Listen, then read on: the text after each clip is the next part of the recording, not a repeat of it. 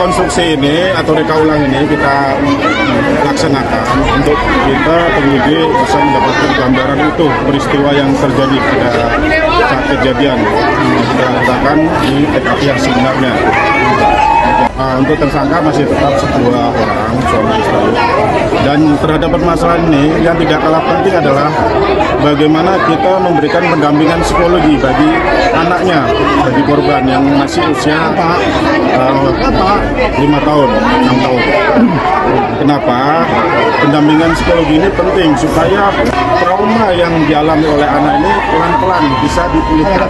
Itu yang juga tidak kalah penting dari permasalahan ini.